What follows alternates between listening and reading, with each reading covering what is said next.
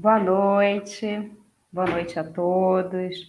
Sou Nathalie, sou psicóloga aqui do HU e tenho o prazer de fazer a abertura do nosso simpósio da psicologia, intitulado Vida Psíquica na Pandemia, os desafios dos profissionais da saúde. Estou representando a comissão organizadora, composta pelas psicólogas Fernanda Businari, que vocês vão conhecer na mesa de amanhã, e a Luciane Bernardes, coordenadora geral do evento e responsável técnica pelo serviço de psicologia.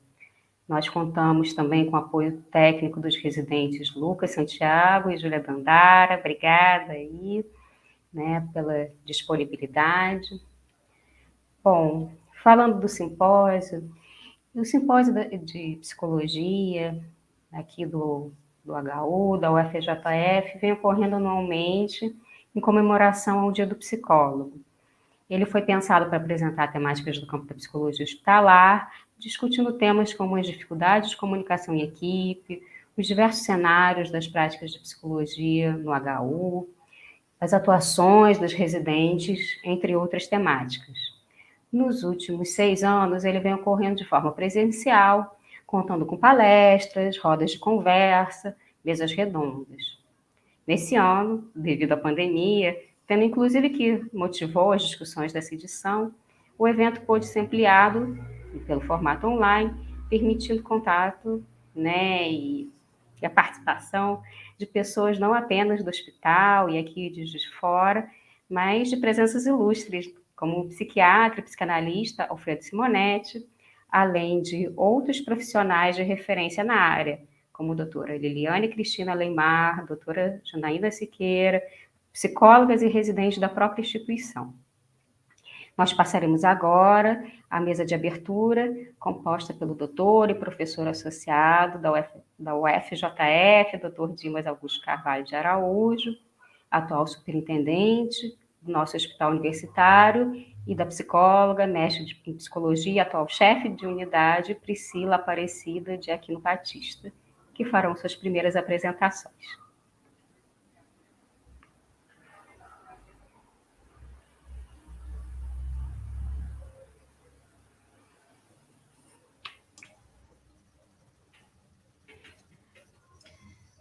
Boa noite, Nathalie.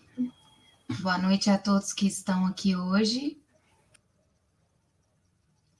Como a Nathalie disse, eu sou Priscila, psicóloga hospitalar do nosso Hospital Universitário da Universidade Federal de Juiz de Fora e estou atualmente como chefe da unidade multiprofissional. Estou aqui hoje para dar as boas-vindas a todos vocês que vão participar desse evento de grande magnitude, um evento importante que vai discutir aí os aspectos da pandemia e realçar para vocês quais são aí as possibilidades de intervenção do psicólogo no contexto hospitalar, na atenção à saúde dos usuários do SUS, mas também dos colaboradores e profissionais de saúde que estão aí atuando há mais de um ano nesse contexto atípico que a gente vem enfrentando. Parabenizo a todos pela iniciativa, especialmente da comissão que vem trabalhando duro para fazer esse evento nessa modalidade à distância. Agradeço a presença aqui do nosso superintendente, doutor Dimas, por estar prestigiando a psicologia nessa semana que é tão feliz para a gente, onde a gente comemora o Dia do Psicólogo na sexta-feira, onde a gente vai terminar aqui o nosso evento. Então, desejo a todos um excelente evento. Acredito que teremos boas oportunidades aí de aprendizagem, especialmente hoje com o nosso professor Simonetti. Dimas. Obrigado, Priscila. Boa noite a todas e todos. Eu queria começar agradecendo aí o convite para participar dessa abertura do primeiro simpósio, né, na forma virtual, já que o serviço, historicamente, o Serviço de Psicologia sempre realizou os simpósios. Geralmente são simpósios, sempre foram muito produtivos, né, onde se discute temas extremamente importantes. Então, além de dar boas-vindas, cumprimentar a comissão organizadora, pela realização desse evento, parabenizar todos os psicólogos pelo dia, né, 27 agora de agosto, que é o Dia do Psicólogo. Então, e neste momento, eu acho que, como superintendente, me cabe aqui fazer um reconhecimento público pelo trabalho que o Serviço de Psicologia sempre fez, mas especialmente no ano de 2020 e 2021, o trabalho que o serviço fez em relação ao atendimento dos nossos pacientes, dos nossos trabalhadores e residentes no momento da pandemia. Foi um momento extremamente desafiador, né? E que hoje, a gente olhando, né, para o ano passado, início, em março, abril do ano passado, a gente tem sempre a sensação de como que a gente conseguiu vencer, né?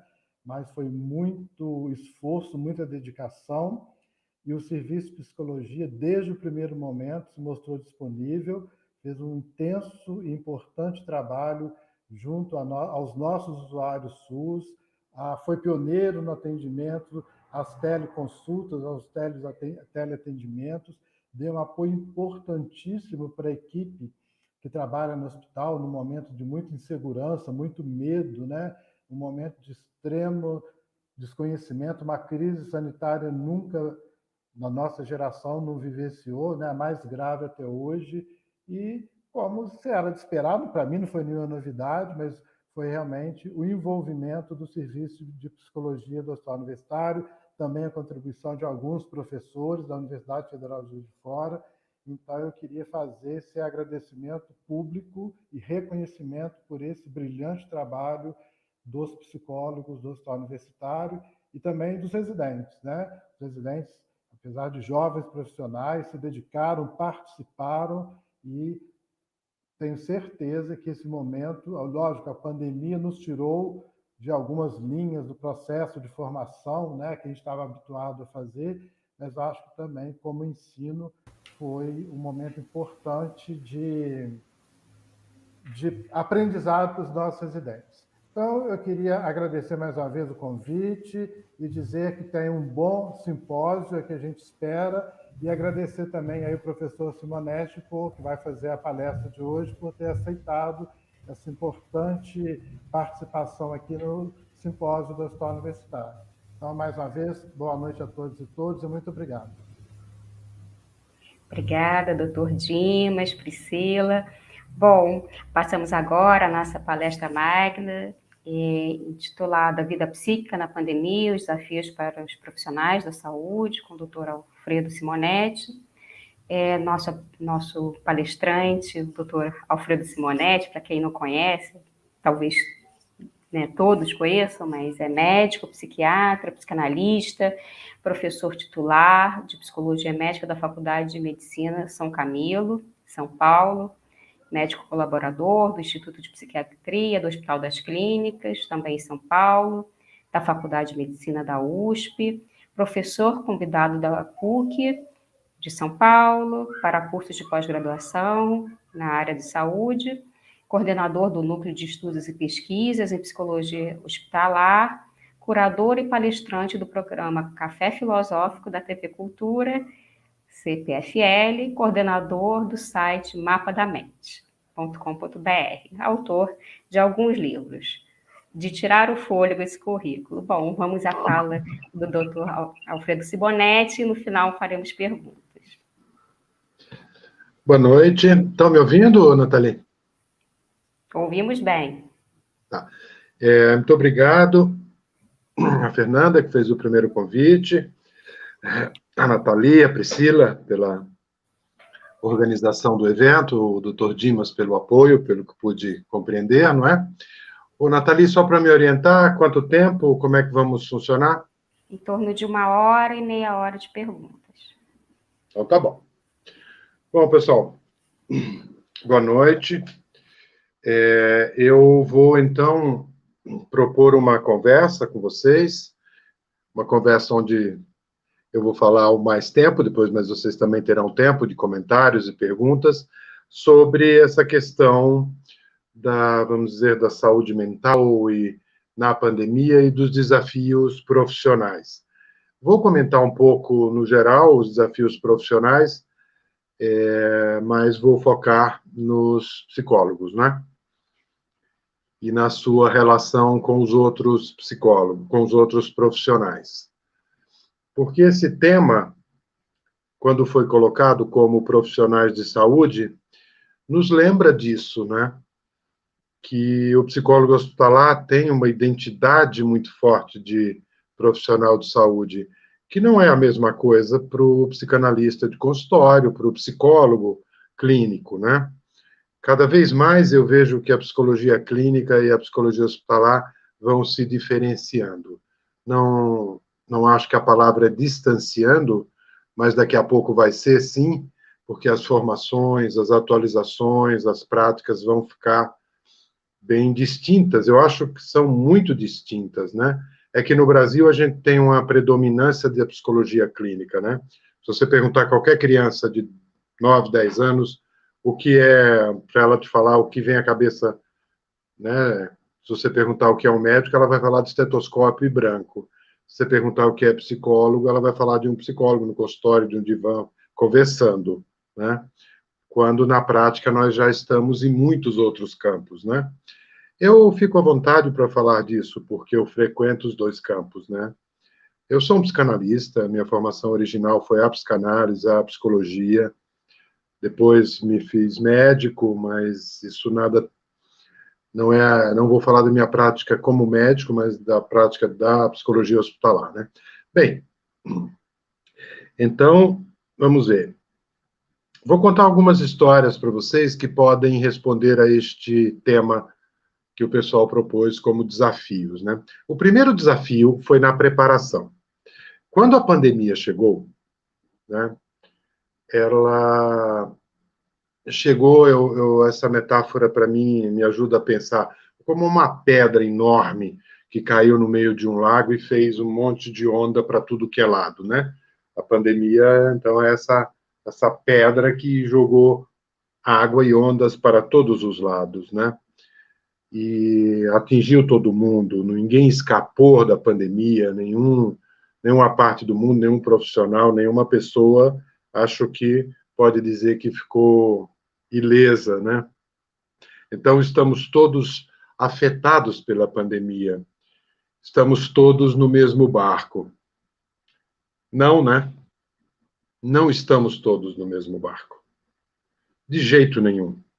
Estamos todos no mesmo lago, mas no mesmo barco, convenhamos que não, né? Uma coisa é você estar em Juiz de Fora, por exemplo, ou você está em Manaus. Só isso já faz diferença, né?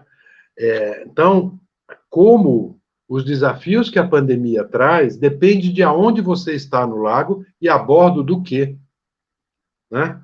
Vamos dizer, se você está bem no centro onde a pedra caiu, eu estou chamando esse centro que são as pessoas adoentadas, as pessoas que sofrem a doença, que precisam se internar, que morrem, que ficam entubadas, né?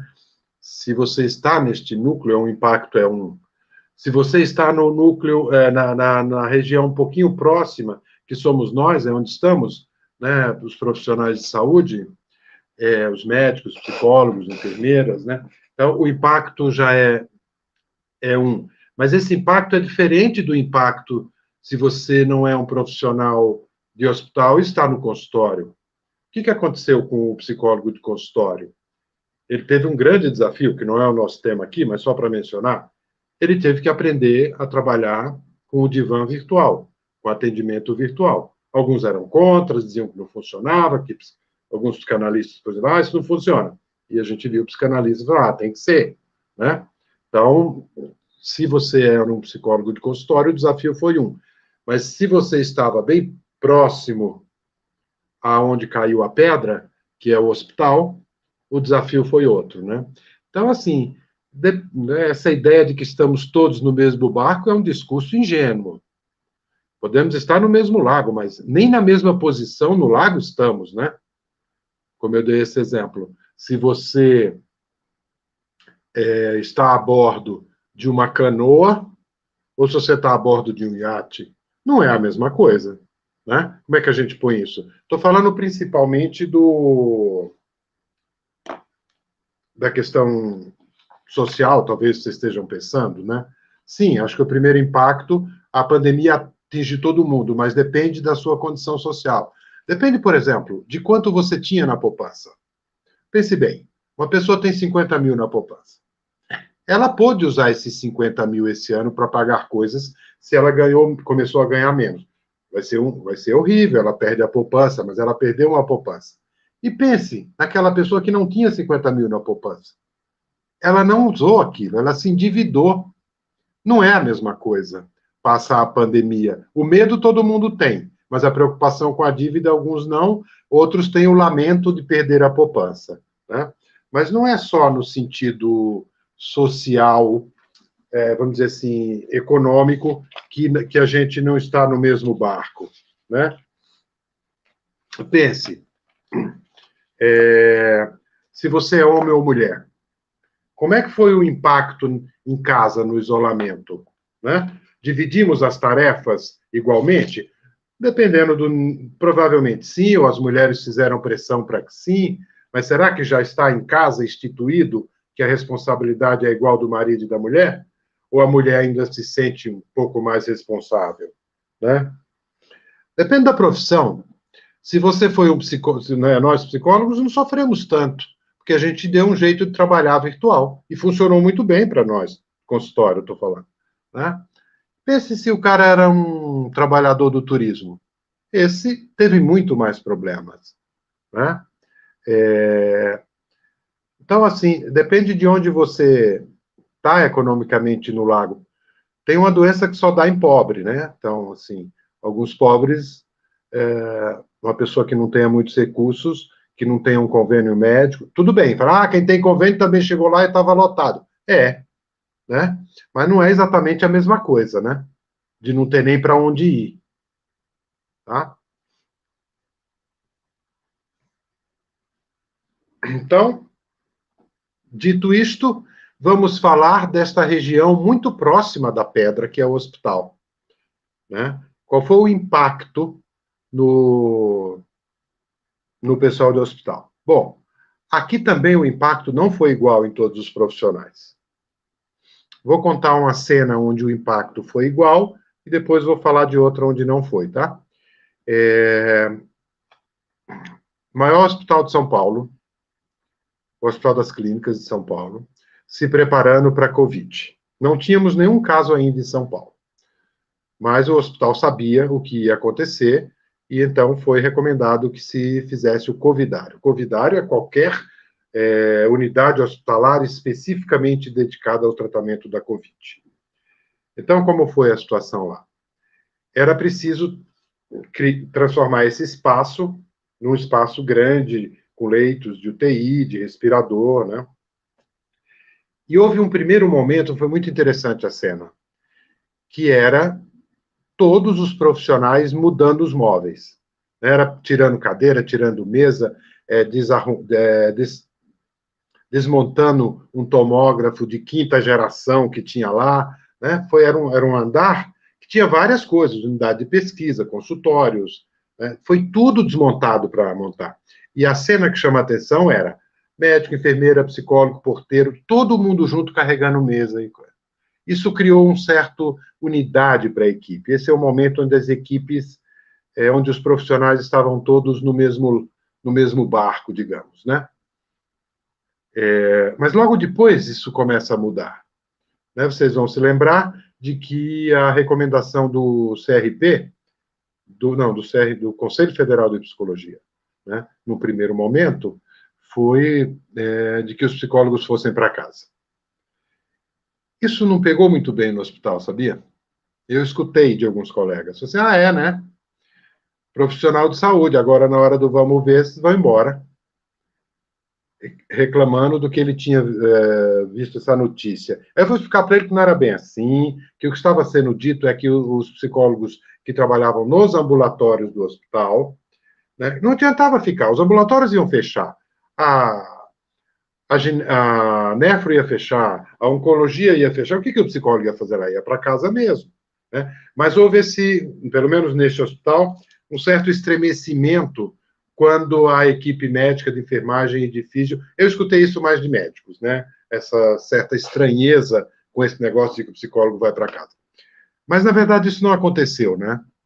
Os psicólogos ficaram no hospital, mas ficaram de um jeito que foi um desafio, foi como a equipe era dividida. Eu não sei como é que foi aí no hospital universitário, mas aqui, nos hospitais que eu conversei, em alguns hospitais a chefia dizia, ó, tem 10 psicólogos, então, 5 vão para casa atender virtual e 5 ficam aqui no Covidário, né? Em outros lugares, os psicólogos escolhiam.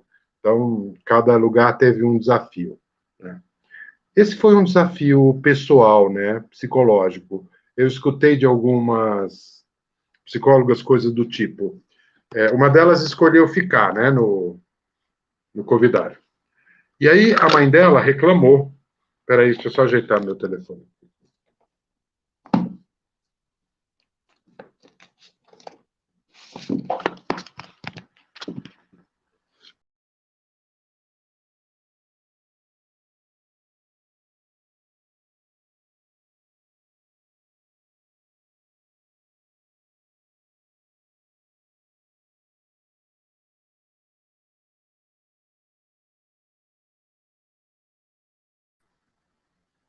Estão me ouvindo?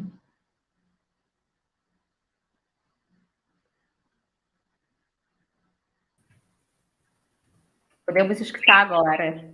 Tá Sumiu um escutando? pouquinho, agora voltou. Então, escutou quando eu falei da mãe da psicóloga ou essa história não escutaram? Não. Vou pedir para repetir. Tá. Então, estou falando da divisão da equipe, né, que em alguns hospitais a chefia da psicologia dividia quem ia para casa e quem ficava no hospital. E nesse hospital, especificamente dessa história que eu estou falando, foi possível escolher. E uma psicóloga escolheu, e quando ela chegou em casa e avisou a mãe que ela ia trabalhar no Covidário, portanto ela ia ter que ficar isolada, a mãe ficou muito irritada. Ela falou, mas por que você fez isso? Você podia escolher, podia ficar em casa. Né? Então esse foi o primeiro desafio que rolou um certo estresse familiar, né? E um certo estresse psicológico. Porque eu conversando com ela, eu falei assim, por que você escolheu mesmo, né? Por que você ficou lá? Você podia ter ido, você tinha até, neste caso ela tinha algum. Ela falou assim, eu fiz a minha escolha antes de hoje, quando escolhi trabalhar com psicologia hospitalar, né? Então, passado esse primeiro momento, a psicologia hospitalar ficou muito presente, né? E diferente de outros países, tá? Então, veja, é sempre a ideia do lago, que depende de onde você está, depende de onde é que você é psicólogo, no Brasil, né, ou na China. Vou contar uma história da psicologia e da psiquiatria na China, né? Os primeiros trabalhos sobre aspectos psicológicos e psiquiátricos, evidentemente não, foram na China, né? Então, cenas de um relato de um trabalho sobre os aspectos psicológicos e psiquiátricos. Os psiquiatras, médicos também e psicólogos, na China, eram desincentivados a ir para o Covidário. Isso porque eles achavam que era um risco de contaminação e que os psicólogos e psiquiatras não tinham nada para fazer ali. Né? Isso na situação na China, ou seja, uma desvalorização da psicologia. Né? Isso não aconteceu no Brasil. Né? A psicologia hospitalar no Brasil foi e está sendo extremamente valorizada na pandemia.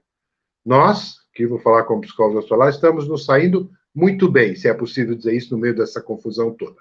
Né? Mas enquanto classe profissional, enquanto especialidade de psicologia, nós estamos muito bem. Eu tenho uma admiração cada vez maior por nós, mais por vocês do que por mim, que pelos meus cabelos brancos, vocês devem saber que eu não estou lá dentro. Tudo isso que eu estou falando é porque eu converso muito. Eu saí ligando para um monte de lugar no Brasil. Quero falar com a psicóloga da UTI, quero falar com o médico da UTI, e fui, porque eu queria saber como é. É por isso que eu estou falando dessa palestra, porque eu não estive lá. Né? A minha idade já não permite. Mas a melhor maneira que eu pude estar mais próximo de lá é conversando, e tenho falado muito com os psicólogos que estão lá dentro. Né? Bom, então, assim, no Brasil não aconteceu isso da China, ao contrário, nós vimos no Brasil uma cena, agora eu vou falar a cena oposta. essa cena da China é a desvalorização da psicologia. Agora eu vou falar uma das cenas que eu vi imaginariamente, porque eu ouvi falar, né? Que mais me tocou, assim, da valorização da psicologia. Eu vou voltar a este tema, mas só para anunciar. Tinha uma coisa que o psicólogo hospitalar não fazia antes da pandemia, que era participar da intubação na UTI. Né? Não fazia, porque os pacientes que eram intubados até a pandemia, quem eram? Trauma no PS, que o paciente estava inconsciente, né? Paciente oncológico, que estava no estado terminal, que já estava sedado, então também não tinha consciência, um paciente em parada cardíaca, o intubado, vocês sabem o que eu estou falando, né? A intubação orotraqueal para colocar o respirador, né? Esse é o gesto que os médicos usam, porque coloca o laringoscópio aqui e retifica a traqueia para o tubo passar. Então, o psicólogo não participava disso, porque os pacientes estavam inconscientes. O que aconteceu na pandemia? Pela primeira vez, os médicos tiveram que intubar pessoas conscientes, com Glasgow 15. Né? E aí, os médicos começaram a enfrentar um estresse emocional, porque você tinha que intubar alguém que olhou no seu olho 1 minuto antes e falou assim, doutor, tem que ser intubado mesmo, né, doutor? Ou seja, os pacientes que iam ser intubados estavam acordados, conversando, contactuante. Os médicos não têm prática disto. Né? Insisto, até a pandemia, quem era intubado estava inconsciente. Né? E pela primeira vez eles tiveram que olhar para uma pessoa e falar assim, olha, você vai ser intubado. E lidar com a reação da pessoa que sabia que aquilo era um péssimo sinal, medo da morte, rejeição da intervenção, não quero, não vou, não deixo, né? E o que é que os médicos contam, né? Eu tenho falado com muitos deles. Aí um deles me contou uma história, vou contar para vocês. Ele disse assim, além do estresse técnico da intubação, que não vem ao caso aqui, porque esse é um procedimento médico mesmo, mas não é fácil para o médico intubar, viu? É um movimento, é uma jogada altamente complexa. Não é simples. E muitos deles intubaram pela primeira vez na pandemia. Na faculdade, passa a faculdade inteira, se tiver chance de intubar 2 ou 3, é muito. Então, não era um procedimento simples para os médicos. Então, além do estresse técnico de fazer uma coisa difícil, vinha o emocional. Aí ele me conta essa história. Ele falou assim, aí a moça pegou no meu braço e falou assim, doutor, tá bom, se não tem jeito de intubar, então vai intubar mesmo. Mas, doutor, eu tenho uma filha de 2 anos. O senhor precisa me trazer de volta para ela. Como é que você responde isso? Esse foi o gesto que ele me fez. E, neste caso, ele não trouxe de volta, porque ela não sobreviveu. E ele disse que ficou com aquilo. Como é? Né? Então, tanto para o médico quanto para o paciente, é uma situação estressante. Situação estressante no hospital chama quem? Nós, da psicologia. Então, o psicólogo começou a participar de uma cena que ele não participava, que é da intubação. E aí é que vem a psicóloga, essa foi uma psicóloga de Porto Alegre que me falou. A Rita, do Hospital de Clínicas de Porto Alegre. Ela conta essa história e fala assim, pela primeira vez na vida, eu vi uma equipe de médicos, todos paramentados, né, com as roupas, as coisas, de enfermeiro, todo mundo do lado do carrinho de parada, né, de intubação, esperando a psicóloga terminar de conversar com o paciente. Nunca vi isso antes. Né? Ou seja, um momento de muita valorização da psicologia. De fato, onde é que vocês veem a medicina, a enfermagem e a física esperando a gente? Não, a prática é o contrário. A gente espera tirar os pontos, a gente espera o anestesista, né? A gente espera, e que eu acho que, em princípio, está correto, o hospital é um lugar primordialmente de tratamento do corpo, nós entramos para trabalhar o emocional, o psíquico, o subjetivo, mas o Então, aqui eu estou contando dois momentos. Um de desvalorização do psicólogo, esse que foi visto na China, e outro de muita valorização no Brasil. Nós estamos num bom momento, como disse. Bem, este foi, então, um primeiro desafio, né, que foi o desafio do começo da organização, ninguém sabia direito o que fazer. Outro desafio. muitos hospitais, agora eu vou falar do hospital de campanha. O que é o hospital de campanha? O covidário tem o do hospital que já existe, que abre uma ala só para Covid. O hospital de campanha são os hospitais que vocês viram, foram instalados em campos de futebol. Né? Aqui em São Paulo, nós tínhamos no Pacaembu, foi instalado um hospital de campanha. Essas cenas que eu vou contar agora é do hospital de campanha. Né? Como é que foi feito? Então, organizado lá, sabe que já existe um plano para isso, não tem, assim, grandes improvisos, né? Você pode dizer, nossa, organizar um hospital em uma semana? Em uma semana, mas o plano no papel já existe, tem treinamento, os médicos treinam, tem a gestão da medicina de catástrofe, já está organizado, sabe onde vai comprar a cama, quem vai montar, quem vai comprar o oxigênio, está tudo, é um plano de contingência, um plano de guerra. Isso existe. No Brasil, nós não estamos acostumados a usar este plano, mas ele existe, não é que foi improvisado na hora. Né? Tinha lá todos os passos. E era formar a equipe de psicologia, também tinha lá. E como é que eles fizeram? Era a Secretaria de Saúde do Estado de São Paulo. É simples. Soltaram um e-mail para a Secretaria de Saúde, né, toda a secretaria, quais eram os psicólogos que queriam ir para o hospital de campanha. Então, eu não sei o que vocês acham disto. Boa parte da equipe, eram uns 24 psicólogos, não eram psicólogos hospitalares. Nunca tinham trabalhado no hospital. Um era da Secretaria da Saúde, da Educação, trabalhava com educação. E falou assim, quero participar, quero ajudar, vou ser psicólogo hospitalar. O que nós, que batalhamos tanto pela psicologia hospitalar, que damos cursos, né, que criamos ambulatórios, que fazemos simpósios, que valorizamos a formação. O que nós achamos disso, pessoal? Para vocês terem uma ideia, agora, passado alguns meses, agora, outro, não é o hospital de campanha, é o Hospital das Clínicas de São Paulo, provavelmente um dos maiores centros de saúde do Brasil, solta o seguinte anúncio: contrata-se de emergência enfermeiro, físio e psicólogo. Embaixo, não é necessário experiência. Não precisava experiência nenhuma. Se você tivesse o CRP, está formado, você podia ter trabalhado como psicólogo hospitalar. Bem, talvez do ponto de vista corporativo, de professor, a gente queira reclamar, né, profissional, tal. Mas acho que a gente tem que pensar o seguinte, né, gente, é tempos de guerra. Você faz o que dá. Né? O que mostra também que o mercado da psicologia hospitalar ainda é muito grande.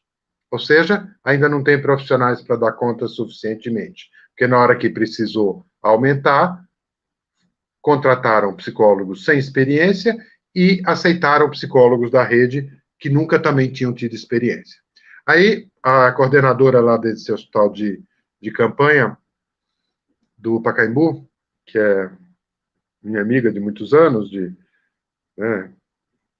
bom, ela me contando, ela falou assim, sabe como foi a primeira semana? Ela deu um exemplo que eu achei muito interessante, ela chama Rita Calegari. Ela falou, um time de futebol, quando vai jogar, primeiro os jogadores se concentram, vão para o hotel, depois vão para o campo, né? Ela falou, já que era um hospital que estava no meio do futebol, ela usou essa metáfora. Ela falou assim, nós chegamos, Alfredo, trabalhando, não teve concentração nenhuma. Não teve uma reunião, um treinamento. Vamos ficar ali no hotel uma semana, que nem o jogador fica um fim de semana. Né? Você sabe, todo jogador antes de ir para o campo de futebol, né? O Atlético Mineiro, o Cruzeiro aí de vocês, eles chegam um dia antes, ou se chega no dia, ficaram antes no hotel. Ela falou assim, a gente chegou entrando em campo, mostrando esse desafio de um trabalho que você não sabe direito como é. Né? No começo, hoje não é mais verdade, 1 ano e meio depois. Mas no começo, né, 1 ano e meio atrás, quando os gestores chamavam as equipes para montar os covidários, gostavam de dizer assim, é tempos de guerra. Acontece que qual de nós tinha passado por uma guerra? Nenhum. A gente não sabia como era um tempo de guerra. Você sabia tempo de guerra por filme, por livro. Agora, 1 ano e meio depois, nós sabemos como é tempo de guerra. Psicólogo sem formação que vai trabalhar, médico sem formação que vai trabalhar. Muitos médicos entubaram um paciente a primeira vez na vida no covidário. O que vocês acham disso? Mas é isso. Né? Psicólogos que nunca tinham botado o pé no hospital foram participar da psicologia hospitalar, né? Mas isso é tempo de guerra. Isso está justificado, eu penso, está justificado no tempo de guerra, né, que nós vivemos. Então, 1 ano e meio depois, hoje a gente pode dizer que sabe um pouco como é tempos de guerra. Ficamos em casa um monte de tempo quando queríamos sair. Saímos com medo, não dos tiros e das bombas, como os ingleses lá na Segunda Guerra, mas do vírus, do espirro do outro, da tosse, do contato, né? Hoje nós sabemos o que é um tempo de guerra, não sabíamos no começo, né? Bom, então tivemos que trabalhar com o não saber.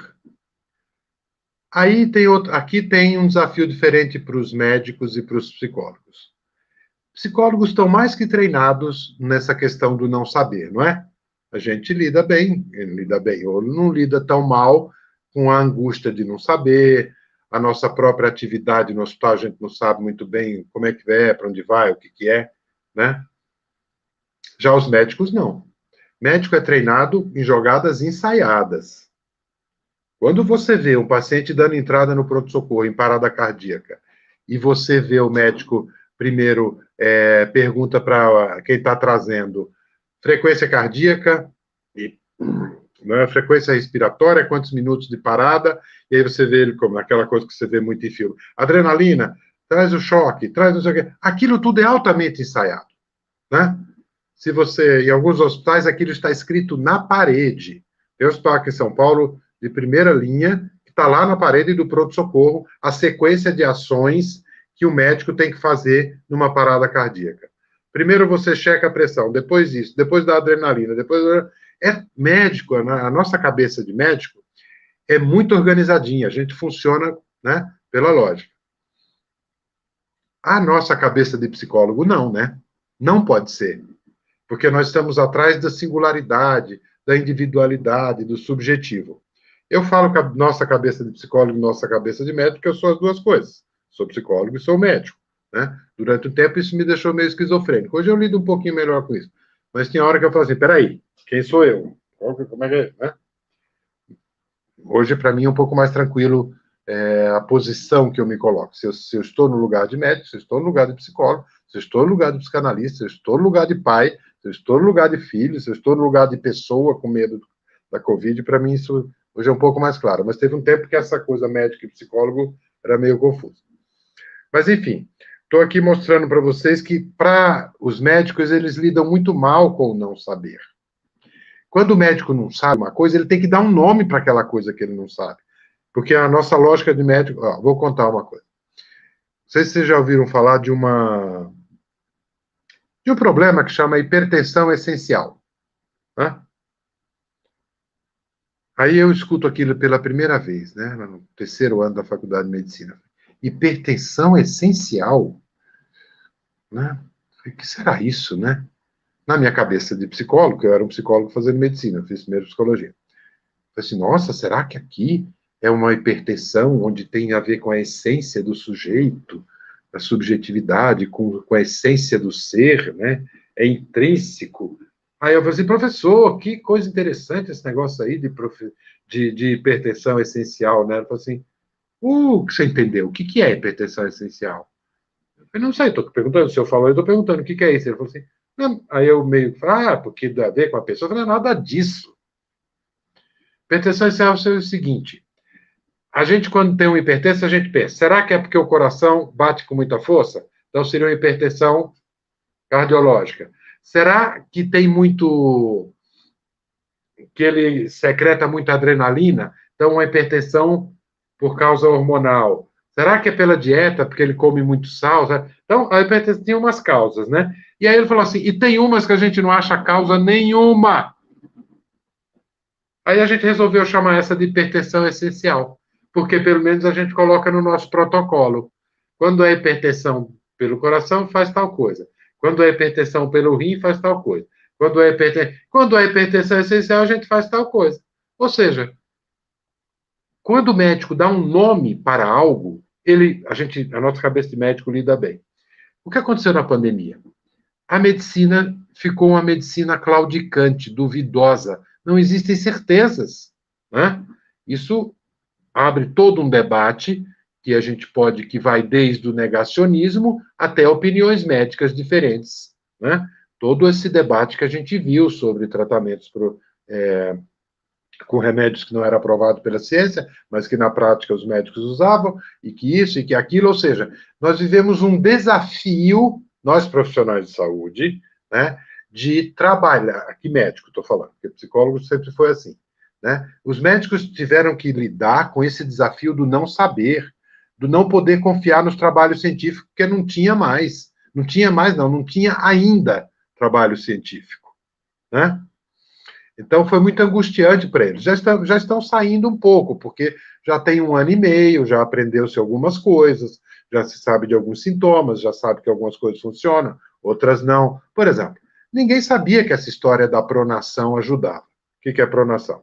Vocês devem ter visto. Pacientes no hospital estão deitados de barriga para cima. E, às vezes, eles estão deitados de barriga para baixo. Chama pronação, vira. Porque libera... Qual é a explicação? Que as costas ficam mais livres e o pulmão pode funcionar melhor. Ninguém sabia que isso funcionava bem para o Covid. Foram descobrindo, né? Então, problemas do tromboembolismo, problemas... Né? Então, já se sabe algumas coisas.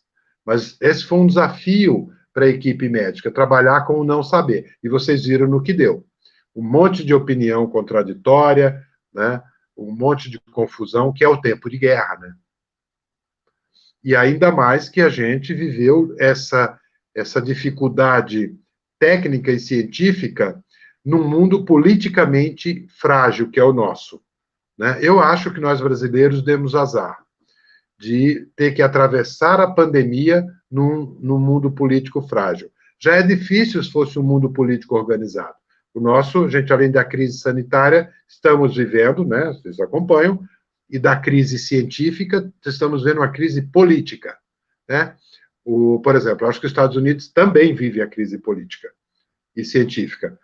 Outros países nem tanto, né? Acho que, por exemplo, a Inglaterra, a França, a Espanha, a Itália. Eu sei um pouco da Itália e da Espanha, porque eu também fui atrás, né? Eu queria saber como é que era ser psicólogo na Itália e na Espanha, que eu acho que eu levo muito a sério essa metáfora do lago. Depende de onde você está. Por exemplo, ser psicólogo do Hospital Universitário de Juiz de Fora é uma coisa.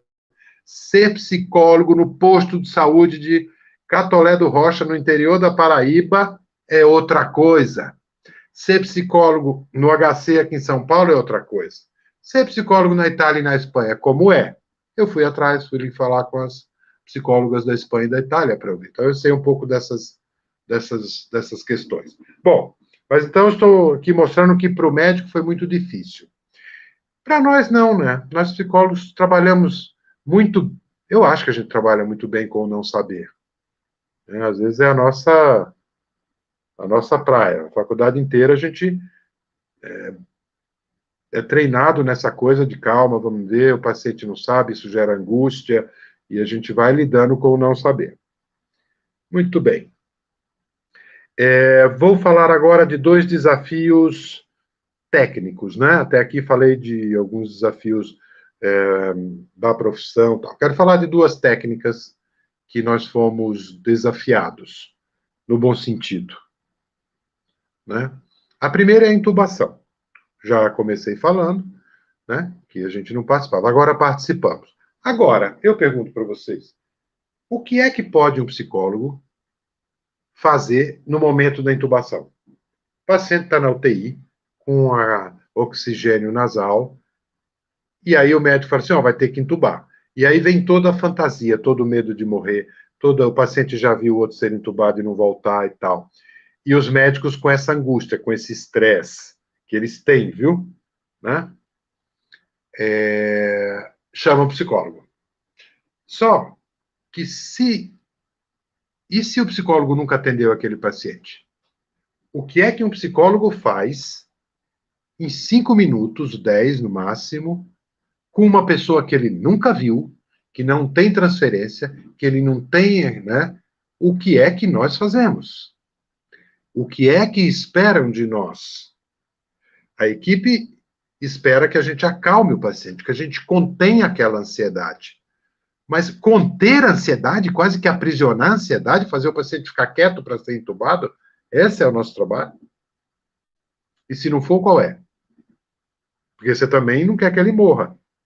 Então você quer, né, se é o caso, se você acredita na medicina, naquela indicação de que ele vai ser entubado. Mas o que você faz com aquela agitação, aquela angústia, aquele olhar? Às vezes algum paciente que está agitado fisicamente, outros não, só agitado emocionalmente. E os psicólogos têm sido demandados cada vez mais a esta cena. Então esse é um desafio nosso. Eu estou estudando bastante isso. O que é que podemos fazer? Quando eu comecei esse estudo, eu achei que a gente não podia fazer muito, sabe? Mas alguns colegas nossos estão me convencendo de que é possível atender alguém que você nunca viu e em 5, 10 minutos fazer algo de útil na cena da intubação. Fiquei encantado com o que eu fui ouvindo aí pelo Brasil afora. Né? Fui perguntando, o que você faz na hora da intubação? Nossa, o que eu tenho ouvido. E aí fui teorizar sobre isso. Né? Hoje sinto que o meu papel é mais o de teorizar essas situações. Estou organizando um trabalho, um estudo sobre isso. Então, acho que esse é um desafio que nós não tínhamos. Né? Participávamos de acompanhamento de pacientes, notícia de óbito, acolhimento, orientação. Tá? Não tínhamos esse trabalho na intubação. Agora temos, e acho que vai ficar por um longo tempo, por causa da característica que eu falei. Pacientes antes até, quem era intubado estava inconsciente. O único paciente que era intubado, geralmente, que é parecido com o da COVID, são aqueles pacientes com esclerose múltipla, com doenças pulmonares progressivas, né, que também estão contatuantes. Há uma dificuldade do médico de lidar com esse paciente contatuante, de lidar com essa emoção, eles nos chamam. E aí, como eu disse, acho que esse é um bom campo e podemos fazer, acho que vamos desenvolver novas técnicas, novas leituras. Como entender isso? Esse medo da morte. Primeiro que é real, né? Não é neurose, não é fantasia, não é ansiedade. O cara sabe, o vizinho dele ali foi entubado e não voltou. A intubação e a UTI foi parar dentro da sala de estar das nossas casas, é ou não é? Você mesmo, que nunca andou dentro do hospital, hoje você sabe, conhece bem a UTI, digamos assim. Né? Então, a intubação virou um termo comum. Está quase virando um Édipo. Todo mundo acha que sabe o que é e sai falando, né? Então, este foi um desafio técnico que a gente tem para trabalhar. E da extubação também, né? Quando o paciente vai saindo do tubo, tira o tubo, volta um pouco, aí ele começa a lembrar umas coisas esquisitas. Será que ele viveu aquilo? É sonho, pesadelo, delírio? Né? E a psicologia tem sido demandada porque esses pacientes têm ficado muito ansiosos na hora de tirar o tubo. Porque eles têm medo de que vão morrer. Né? E aí é chamada a psicologia. Então, a psicologia tanto atua na intubação quanto no desmame. Só que são técnicas diferentes e momentos diferentes. Né? Mas, psicologicamente, subjetivamente, tem algo em comum, que é o medo de morrer. Né? E esse é um medo de morrer real. E o que é que faz o psicólogo diante do real? O que faz diante da fantasia a gente aprendeu, né? Mas, por exemplo, o que você faz diante de alguém que está com fome? Vai fazer psicoterapia da fome? Como lidamos com alguém que perdeu alguém? Somos um pouco bons nisso no luto, né? Tão bom quanto pode ser. Não acho que ninguém faça grandes trabalhos, não, porque não tem muito o que fazer, né? Você acompanhar ali aquele sofrimento e tal. Então, esse medo da morte. Estava lembrando, existe uma frase, na verdade é um ditado popular francês, mas que quem escreveu pela primeira vez foi o Lacan, então merece a citação. O Lacan dizia assim: tem duas coisas na vida que ninguém pode olhar de frente, nem o sol, nem a morte. Pois bem, a pandemia está nos obrigando a olhar bem de frente para uma delas, não é? Estes pacientes que vão ser entubados, então, olhar para a possibilidade de não voltar, de morrer, não é simples. Então, nesse estudo que eu estou fazendo, tenho colhido muito relatos dos pacientes. Os pacientes que sobreviveram contando como foi. São falas bem intensas, né? Tanto do momento em que foram entubados, depois eles não lembram, e vão lembrar só do momento da extubação. Bem, o outro desafio técnico, a visita virtual. Como é que começou essa história? Vou contar lá do hospital de campanha como é que isso surgiu. Como os pacientes internados não podiam ter acompanhantes, um dos primeiros aspectos psicológicos que foi ficando bastante evidente para nós, da psicologia hospitalar, era o sentimento de abandono, de solidão, de angústia que os pacientes tinham quando... muita gente foi fazer uma consulta na UBS e saiu de lá de ambulância para ser internado, não foi assim? Não avisou, e aí não podia mais falar com a família, porque era um risco para a família. Tá? E a família sabe onde eu estou, não sabe como é que vai ser, eu não posso falar. Eram dois angustiados, um deitado na maca e o outro lá fora, na porta do pronto-socorro, né? Então, esse ficou um aspecto psicológico muito evidente. O sofrimento causado pelo isolamento, pela proibição de contato familiar. E aí o que se descobriu meio por acaso é que nós tínhamos uma grande ferramenta para cuidar disso. Os celulares, né? Aliás, eu acho que a tecnologia, né, o virtual, nos salvou da loucura na pandemia. Estou falando agora, né, no lago todo, não só naquela região do hospital. Eu acho que você dizer que ficou solitário, né, no isolamento durante aí a quarentena, não é muito justo, né?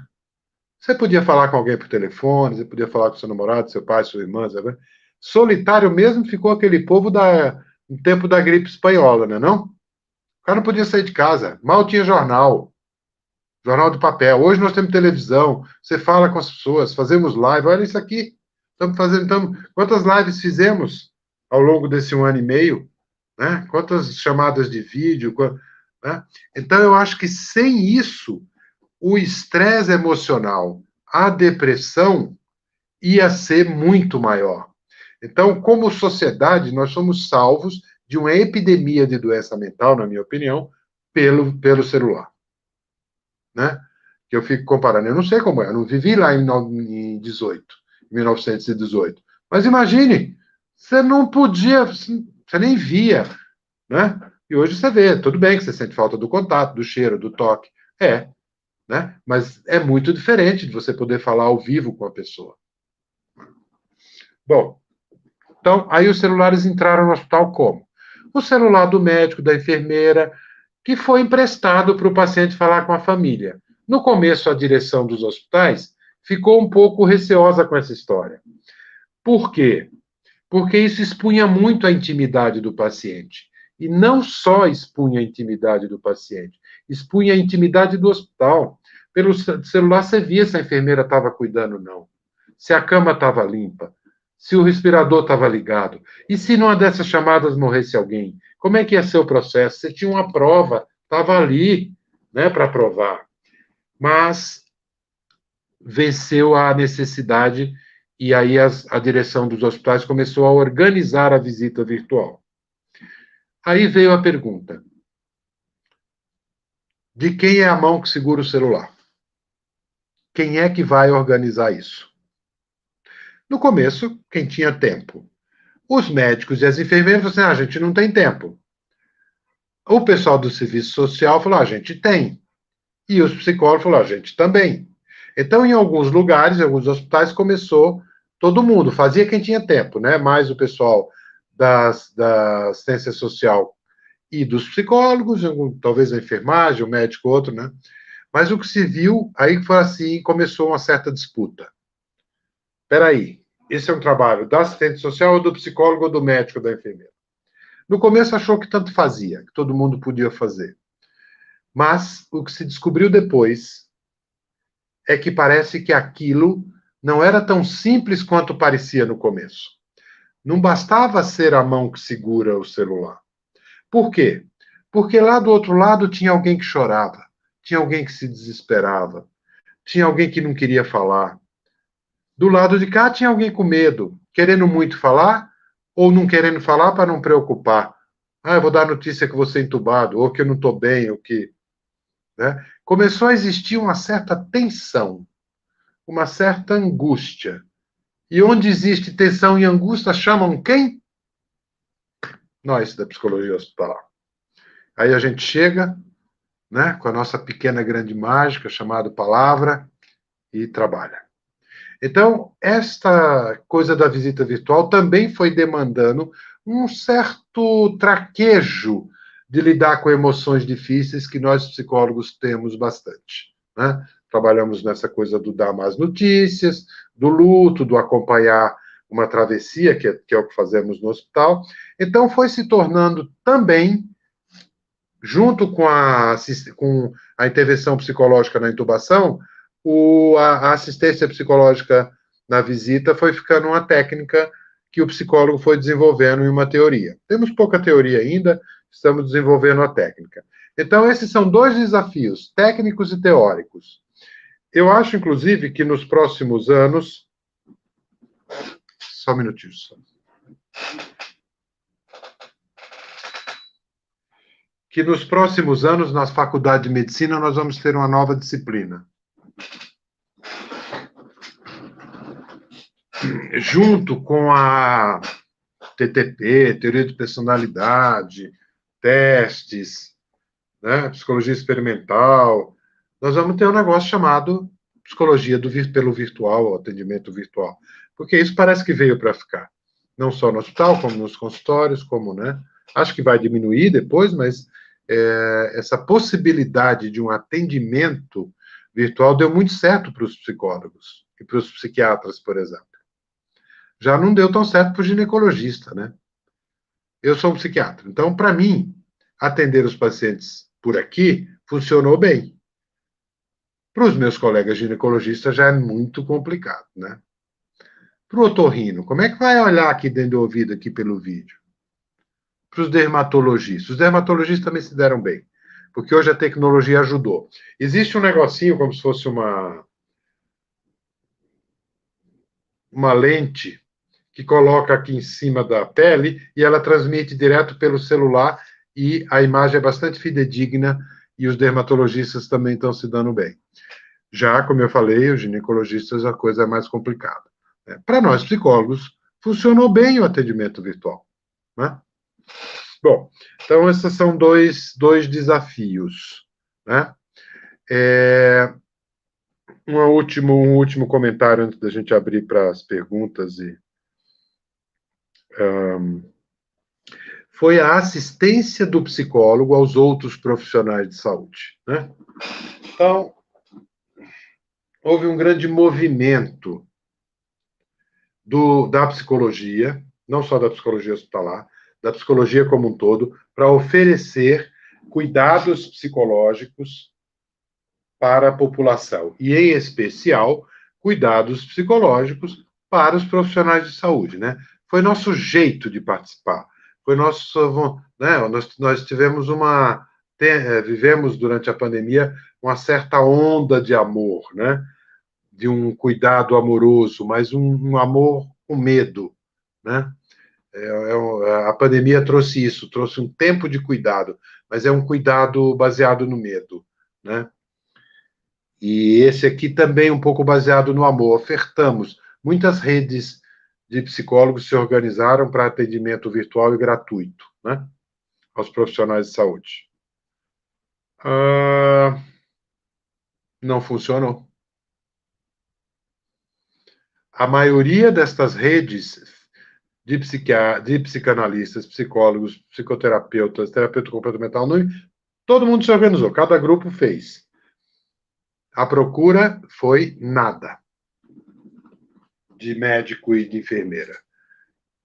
Eu fui perguntando para os coordenadores, falei assim, como é que foi?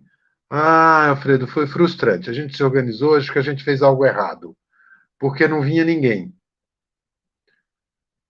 Aí eu falei, e como foi assim? Não, não é que não vinha ninguém, veio muita gente. Mas eram as pessoas que já queriam terapia e não tinham condições de pagar, que aproveitaram. O pessoal da enfermagem, um pouquinho. Os médicos passaram longe. Aí, ao mesmo tempo, você vê a mídia noticiando que os médicos estão pirando, né? Seja de angústia, de ansiedade, de muito trabalho. Então, como é isso? Será que esses médicos, não é verdade, essas notícias? Né? Aí eu fui conversar com esse pessoal. É verdade, os médicos são estressados, os médicos morrem 5 anos antes que os outros, têm 5 vezes mais chance de suicídio que a população normal. Falando que médico não seria normal, né? Mas só aqui para comparar. Então, como é isso? Os médicos não sofrem? Sofrem, mas então por que eles não procuram o tratamento? Sabe por quê? Por razões históricas, o médico sempre teve dificuldade de se colocar na posição de paciente. Ele é sempre uma posição de agente, de sujeito.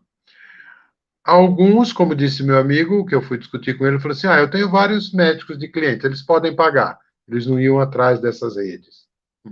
Também achei interessante.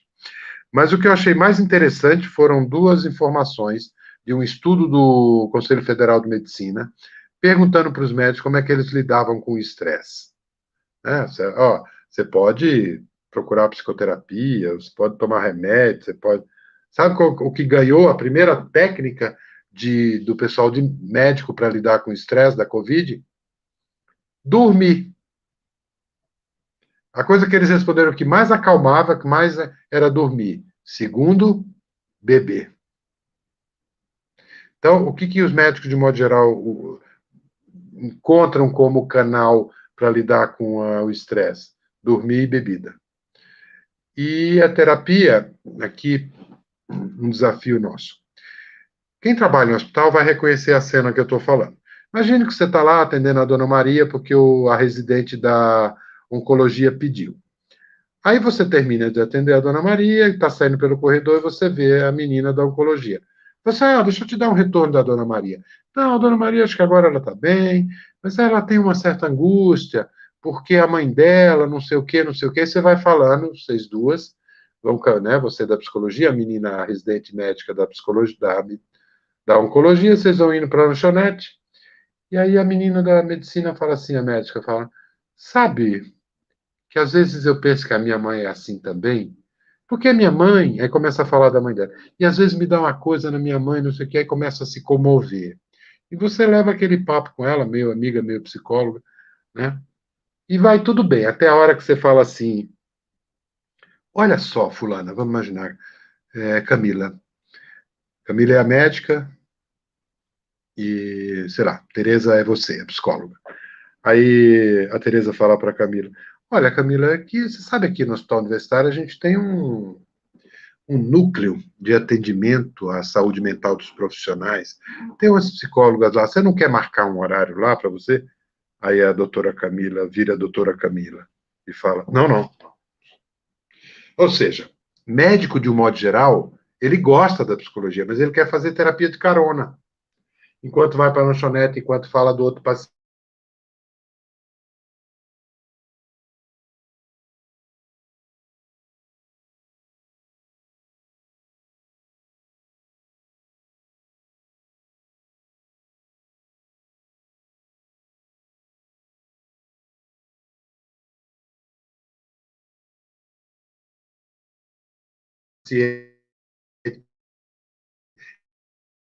Ele não quer se colocar naquela posição.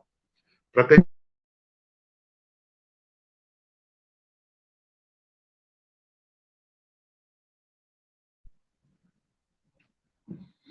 Voltaram a me ouvir? Estamos voltando. Está um pouco pixelado, mas está com algumas travas.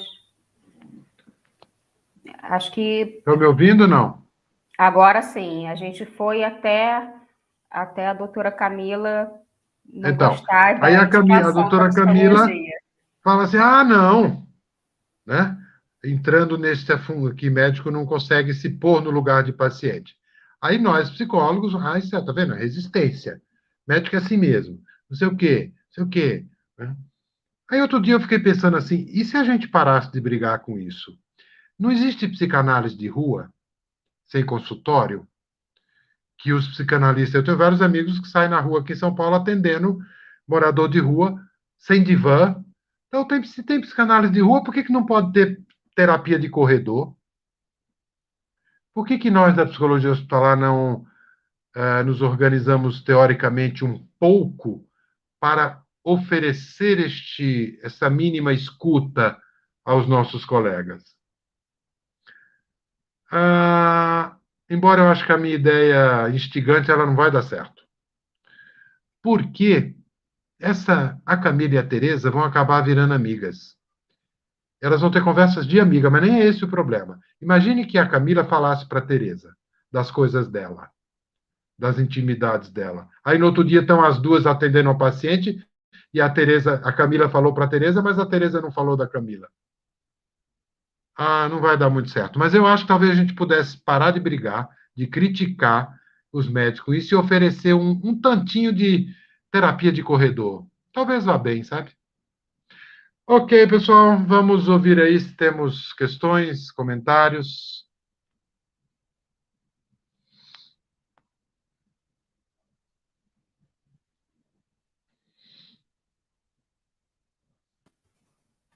Bom, boa noite mais uma vez. Muito obrigada, doutor Simonetti, pela sua fala, muito rica, trouxe vários elementos, né? Esses desafios que nós, como profissionais da saúde, estamos vivendo, né? E de uma maneira assim que impacta a todos, mas de formas diferentes, né? Bom, a gente teve alguns comentários, vou falar alguns comentários, depois se tiver tempo, coloco algumas questões também. Bom, a Fernanda Buzinari colocou aqui para a gente que foi muito bom ouvir a valorização que os psicólogos hospitalares tiveram, mesmo diante de tantos desafios. E aí, nessa direção, nossa residente Júlia Dandara e o Vitor Avelar perguntam se, depois da pandemia, essa valorização ainda vai continuar. Está com eco. Não, não estamos vendo e ficou com eco. Agora voltou. Tá. Acho que não. Vou explicar. Eu acho que essa valorização vai de... Peraí, a pergunta é da valorização dos psicólogos ou da medicina? Dos psicólogos. São tá. Perguntas muito próximas, né? O Vitor, por exemplo, pergunta se a participação ativa dos psicólogos junto aos médicos e pacientes será diferente a partir de agora. Ou seja, perceberão de fato diferencial que se faz no contexto hospitalar? Não, Né? eu Tá vindo a penso que pergunta. nós estamos vivendo uma situação de guerra. Na situação de guerra, algumas coisas aparecem, tanto ódios quanto amores, e que, passado a guerra, vão sumir. Sabe que isso é muito parecido com amor de carnaval, paixão de carnaval. Dá e passa. É que nem amor de... sabe espírito de Natal? Que vem aquela coisa, você, durante 2, 3 dias, você ama o mundo, depois passa. Eu acho que todo esse amor da população pela medicina, porque tem isso, primeiro eu vou comentar separado, né? Nós estamos vivendo uma paixão da sociedade pelos profissionais de saúde, né? Tem valorização, tem as pessoas fazendo homenagens, né? Isso, os médicos estão curtindo muito isso, porque eles estavam meio para baixo, ó. Tinha médico apanhando no pronto-socorro, médico com o pai botando revólver na cabeça do médico para o pai atender o menino, né? Quem participa do hospital sabe que os médicos não estavam muito em alta, não, né? Toda a questão política e tal. Agora nós estamos... Mas na hora que passar a pandemia, vai acontecer o seguinte, ó. Deixa eu contar uma das cenas que eu soube lá da Espanha. Tem uma virologista espanhola que entende muito de vírus. Trabalha lá como se fosse... Aqui em São Paulo tem o Instituto Adolfo Lutz, o Instituto de Medicina Tropical, que faz pesquisa com vírus, né? Um povo que ganha um salário, ó, né? de pesquisador e tal, aquela dureza, aí a FAPESP corta, né, o CNPq corta as verbas, aí ninguém tem verba para pesquisa, ninguém valoriza muito, né? Aí agora, na hora que o negócio enrolou, não, vamos valorizar a pesquisa, não sei o que e tal. Aí foram perguntar para essa virologista espanhola, doutora, esse vírus dura quanto tempo num tecido numa colher? Ela olhou aquele bando de repórter, né, logo no começo da pandemia, todo mundo querendo saber, ela olhou e falou assim, eu não vou responder. Vá perguntar para o Messi e para o Cristiano Ronaldo. Vocês não pagam milhões aí para eles? Sabe quanto eu ganho? Olha, Reca, não vou responder, não. Eu não acho que a gente deva fazer Foi isso. marcante essa fala, né? Circulou o mundo todo. É. Foi muito Mas, porra, marcante. aí você fala, mas olha, eu acho que depois que passar essa pandemia, fala a verdade, você vai continuar pagando uma nota para ir no show do artista que você gosta, né? Eu vou pagar uma nota para ir ver meu time jogar. Nós temos aquelas nossas paixões. Sabe quanto ganha um artista? Quanto ganha um jogador de futebol? Quanto ganha um pesquisador? Vai continuar igual. Isso não vai mudar. Eu acho, porque nós estamos reagindo a um momento de crise. Uhum. E os momentos de crise têm a seguinte característica: eles mostram o nosso melhor e o nosso pior. E juntos, viu? Não é que mostra quem são os melhores e quem são os piores. Isso não existe, não. Mostra que ao mesmo tempo que você é generoso, que você é capaz de correr, correr um risco para cuidar do outro, você fecha o vidro do seu carro porque vem vindo fulano ali, você está com medo de. Nós mostramos o nosso lado mesquinho e amoroso Uhum. junto.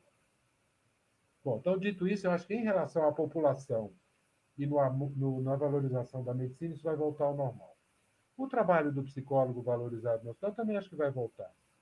Uhum. Talvez não volte igual, mas não tem a ver com a pandemia. Tem a ver porque a gente já tem um processo.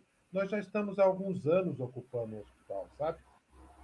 E nós temos um outro fator que talvez mude a relação da medicina com a psicologia, que é nós estamos começando a ter uma integração dos estudantes, Uhum. uma integração dos residentes. Porque se deixar para fazer essa integração depois que o cara está formado, que é médico, né, ela fica desigual.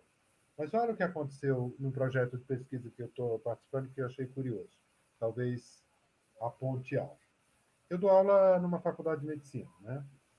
E sou convidado para dar aulas na PUC. Mas na PUC eu não sou professor da PUC, eu vou lá duas, três vezes por ano Uhum. para dar uma. Mas aí eu conheço a professora de vários anos, por causa do meu livro, né? Os alunos estudam no meu livro, me conhecem, então eu vou lá. Então eu circulo, e eu sou psicólogo, então eu circulo bem nos dois ambientes. Estou fazendo um projeto de pesquisa lá na Santa Milo sobre a saúde, sobre os médicos, né? E a psicologia hospitalar, que é o luto do herói, que nós estamos pesquisando como é que as famílias dos médicos que morreram na linha de frente estão lidando com a perda. A Uhum. nossa pergunta de pesquisa é: será que perder um pai ou uma mãe tido como herói diminui a angústia do luto ou tanto faz? Então, nós Uhum. vamos entrevistar filhas, filhos, esposas e maridos de médicos que faleceram. Projeto interessante, complicado e tal. Uhum. No meio do caminho, dois alunos da medicina desistiram. Porque estão no internato, porque não está dando tempo e tal. Então a gente precisava de mais dois para a equipe. Aí eu tive uma ideia. Eu falei assim, eu vou falar uma coisa para eles, para os alunos, mas acho que eles não vão topar.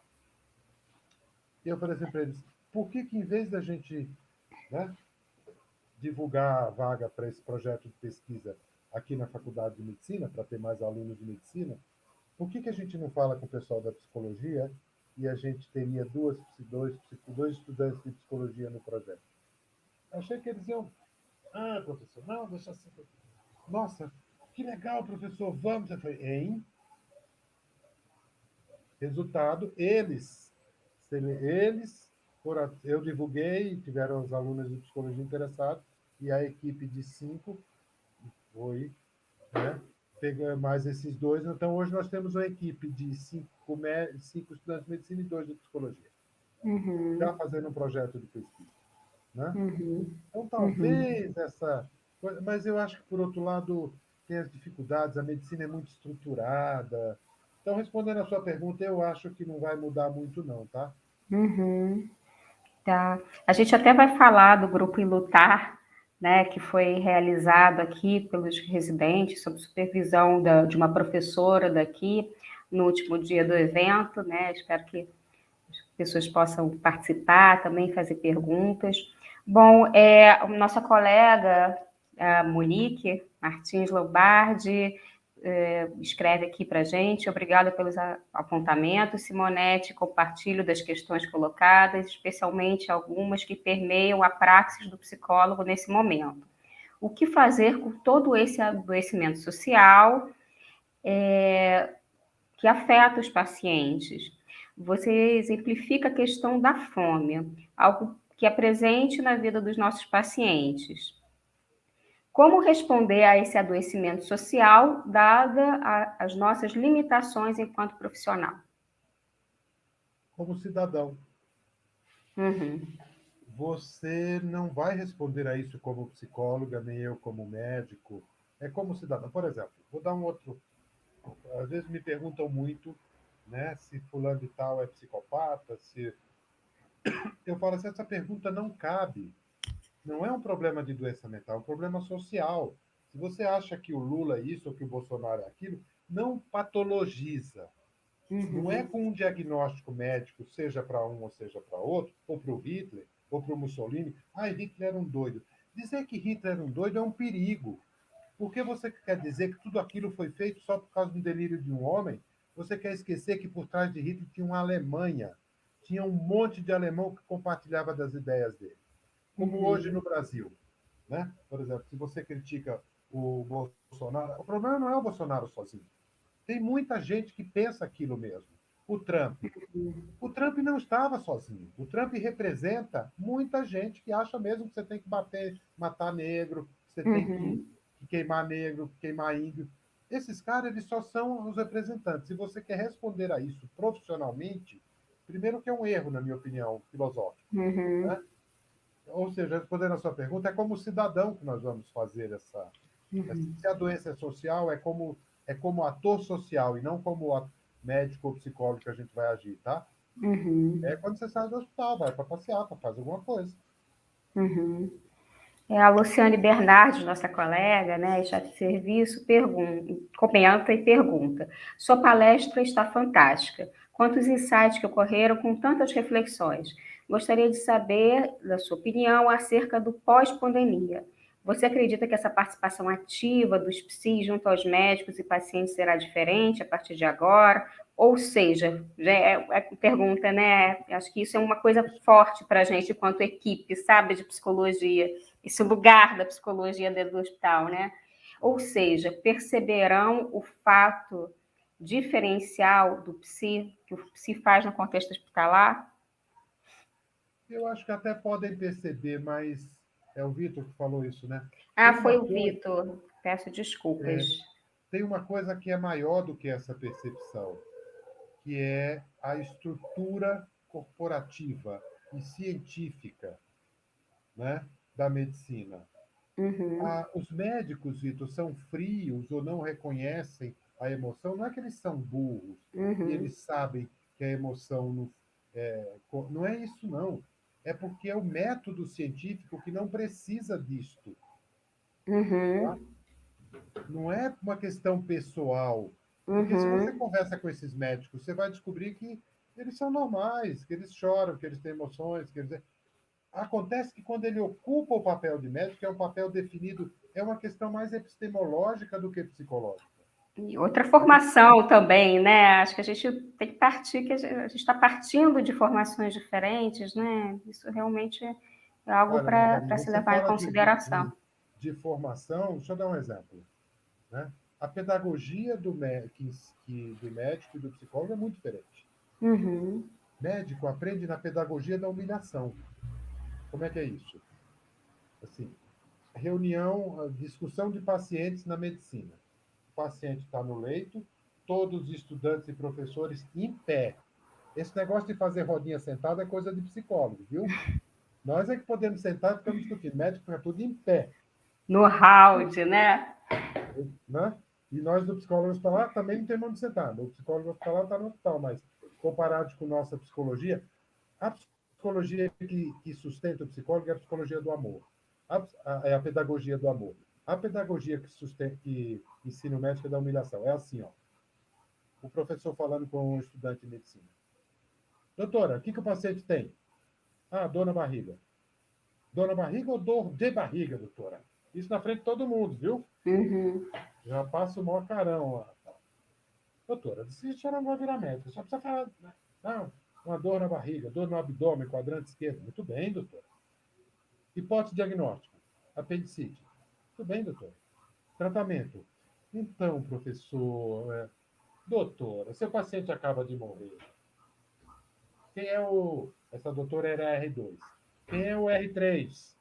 E aí ele vai perguntar para o R3 e vai levar o R3 ao ponto que o R3 não sabe, vai passar o vexame, médico aprende por humilhação. Nunca mais ele vai esquecer qual é o tratamento da apendicite.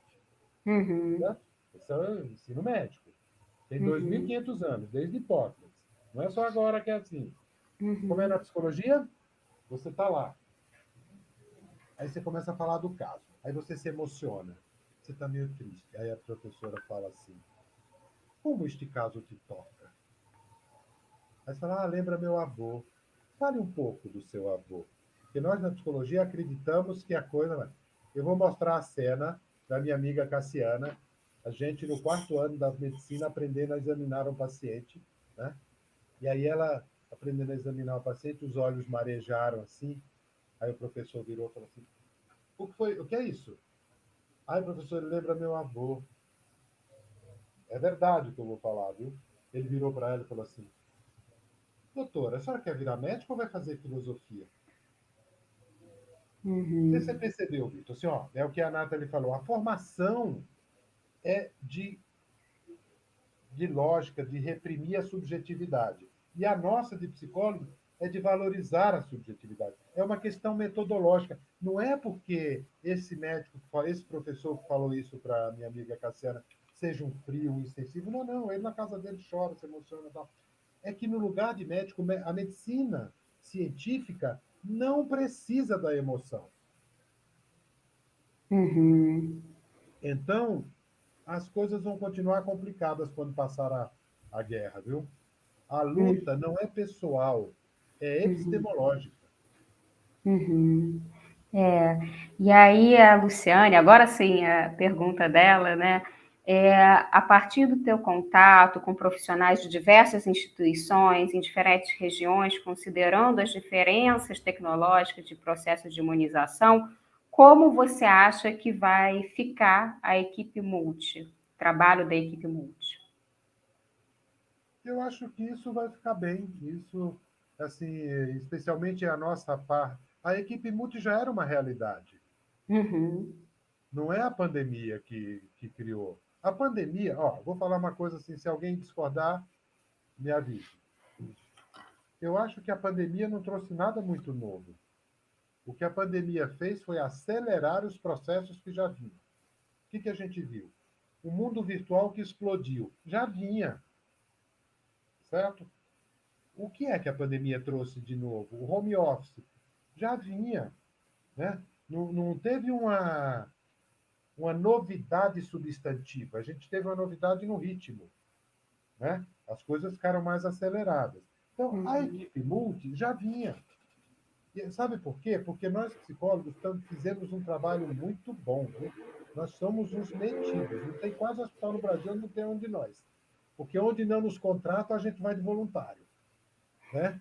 A gente dá um jeito de entrar pelo departamento pessoal e depois fica enchendo o saco lá do gerente, fica amigo, para deixar atender. Nós estamos... Já fazemos a cabeça, estamos ocupando. Eu não conheço hospital hoje quase que não tenha pelo menos um psicólogo, tá?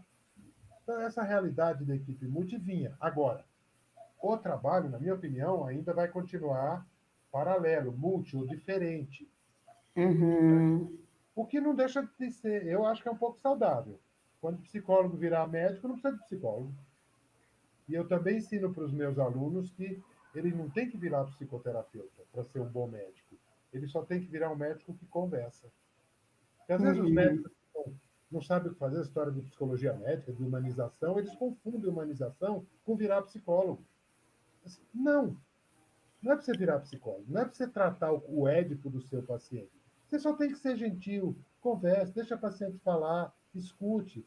Ela não quer só saber do antibiótico, ela quer te contar de onde ela vem, ela quer te agradecer. Uhum. Você não tem que ser terapeuta, você não tem que resolver a personalidade dela. Você só tem que acolher as emoções, as coisas. Então, eu acho que são trabalhos diferentes. Mas como faz Uhum. muito tempo que a gente está no hospital, tanto nós psicólogos confundimos, quanto os médicos e o pessoal da saúde confundem. Mas voltando à sua pergunta, sim, o futuro da equipe multi está garantido. Tem uma colega psicóloga, Sandra do NAPRE da UERJ, que fala: nossa, antes de fazer psicologia, eu devia ser uma pessoa péssima, porque se ser humana e conversar é coisa de psicólogo, então, né, como é que é isso, né? Acho que é muito desse lugar mesmo, né, do contato humano. Bom, a Ana Lúcia, ela pergunta, né, muito instigante as colocações. A questão que me passa a cabeça é: nós, psicólogas, psicólogos, enquanto profissionais e agentes políticos, devemos garantir esse olhar para o social, para o coletivo, que é o que a pandemia chama? Então, né, mais especificamente a pergunta: como você acredita que faremos essa transição do divã para a terapia do corredor? Não sei. Acho que é vocês que vão ter que inventar. Eu não estou mais lá. Só me ocorreu a ideia de querer legitimar uma escuta mambembe que talvez tenha certa utilidade e como eu sempre trabalhei para descolar a psicologia hospitalar do consultório. É outra coisa. Nós temos que Uhum. desenvolver as nossas técnicas. Eu não sei como é que a gente vai fazer com essa história aí do corredor, não. Só estou apontando que esse é um desafio. Espero que um dia você me mande um e-mail dizendo como é que você inventou, como é que você fez. É. Essa demanda social, ela continuando, de dor e sofrimento dos enlutados, que muitos não têm condições de fazer uma terapia e puderam enterrar e viver dignamente a dor da perda, né? Como abordar? Como criar novas possibilidades de escuta nesse cenário? Isso não é novo. Na gripe espanhola, as pessoas também não puderam enterrar seus mortos. Então, calma. Cuidado com essa ideia de que nós vamos viver, ter um monte de gente de estresse pós-traumático. Ser humano é mais resiliente do que a gente imagina, tá? Especialmente quando tem um sentido. Se você simplesmente proíbe, né? É que nem criar filho. Se você dá uma bronca porque ele fez uma coisa ruim, isso não traumatiza.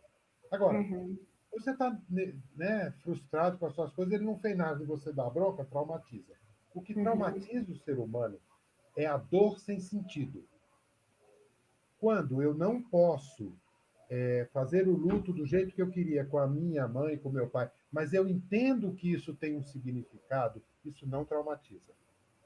Né? uhum, Então, as pessoas desenvolvem mecanismos. Por exemplo, como é que tem sido feito? E aí o psicólogo tem participado. uhum, Alguns familiares dão para o psicólogo um pedaço de pano, um terço, uma carta, uma coisa assim, põe lá dentro do saco, por exemplo. Ou o contrário, faz um memorial em casa. Né? Mas eu acho que vocês vão ter uma conversa sobre luto aí, né? Pelo que a Nathalie falou, né? Que vai uhum, desenvolver. O que eu quero dizer é que calma, eu não compartilho dessa coisa que ai, ferrou, que vai ficar todo mundo neurótico. Não, eu acho que nós, quando a coisa tem sentido, a gente supera cada história, viu? uhum, E esta dificuldade do luto tem sentido. Você sabe que tem o uhum, medo da contaminação, tem o risco. Então, uhum, você pode ficar bravo, né, ou triste de ver seu familiar no saco que parece de lixo, né? Mas eu quero dizer que isso historicamente já houve, né? Na gripe espanhola, e não gerou uma pandemia de TEPT, de estresse uhum, pós-traumático, e que eu confio, né, confio assim, na capacidade humana de inventar saídas quando ele está vivendo a coisa quente, quando ele encontra sentido naquilo. Portanto, eu não posso dizer exatamente como. E eu sou contra esses modelos. Cada um, eu falei aqui de colocar uma coisa dentro do caixão, mas isso serve para uns, não serve para outros. Eu acho que nós, psicólogos, temos que apoiar a inventividade de cada paciente e não querer dar para ele um modelo, né? Porque aí o que... a Glória Menezes fez assim com o Tarcísio. Pronto. Agora vira modelo que todo mundo tem que fazer assim. Não. Né? Esses exemplos famosos ajudam por um lado e criticam por outro. Porque cria um ideal, né? E o ideal, eu acho que na psicóloga, na minha cabeça, é o anti-ideal, é o pró-sujeito. Cada um vai descobrir a sua maneira de lidar, mas eu confio, viu? Eu não acho que a gente vai ter uma pandemia tão grande assim de doença mental. Por causa, por exemplo, dessa dificuldade. Os italianos chamam de luto duplo. Você tem o luto e o luto do luto. Quer dizer, você não pode fazer o luto daquele jeito, você tem que... Há um compartilhamento, né? Também uma experiência compartilhada, né? Cultural, acho que nesse não é só sentido, uma coisa que né? está proibido de... Isso parece que ajuda ao sofrimento, né, Nathalie? E aí, né, por fim, a Fabiana Rossi, nossa professora daqui, também responsável por esse projeto em Lutar, pergunta: a pandemia trouxe à tona a discussão sobre a morte para além da psicologia. A morte entrou nas casas pela mídia, etc.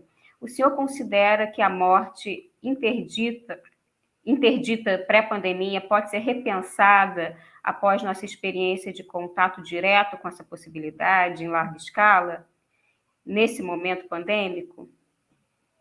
Fabiana, eu acho que o pós-pandemia, depois de alguns anos, vai ser muito parecido com o pré-pandemia. Eu acho que para o ser humano individual que passou por uma morte, por coisa, talvez ele mude. Como espécie, como cultura, eu não acho que a gente vai mudar nenhuma vírgula, né? Esse amor todo, nós vamos esquecer.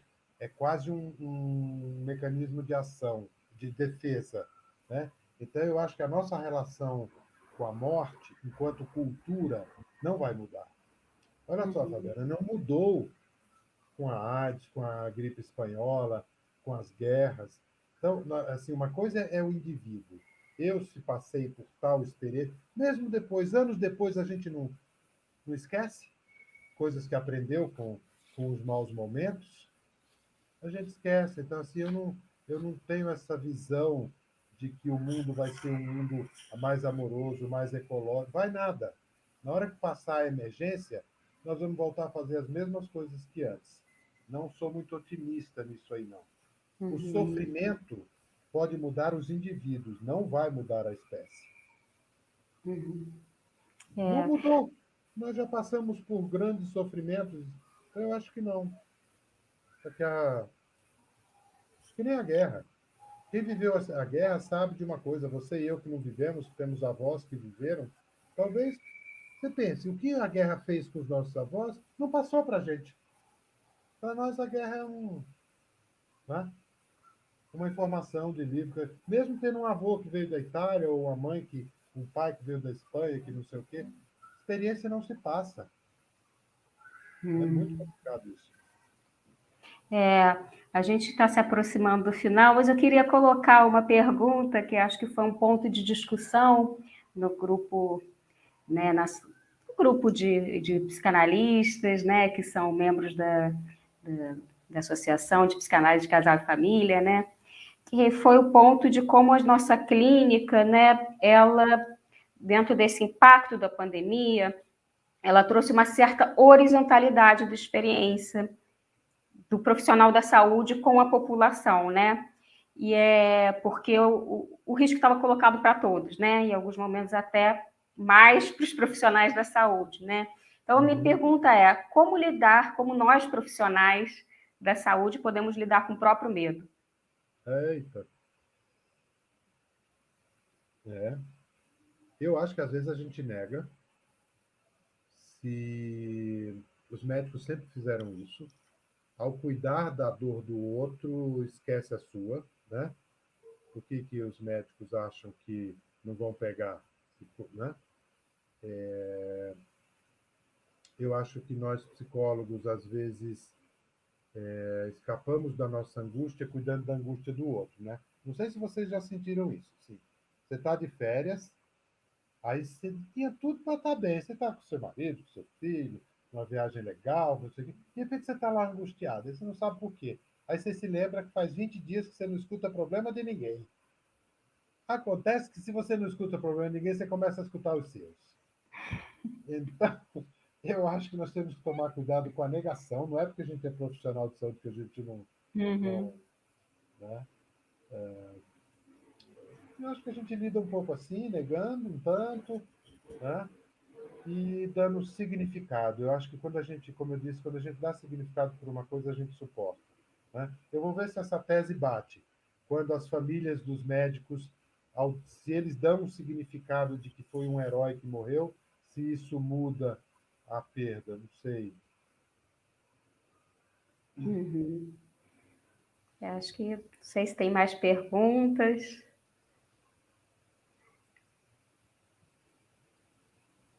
Bom, gostaria de agradecer a participação, foi um prazer esse contato, mesmo que virtual, né? Mas acho que foi possível poder, né, ter essa troca e agradecer aos participantes, assim, com perguntas, aos telespectadores e até amanhã. Obrigado, Nathalie. Obrigado, pessoal. Obrigado pela conversa. Tchau. Tchau, tchau.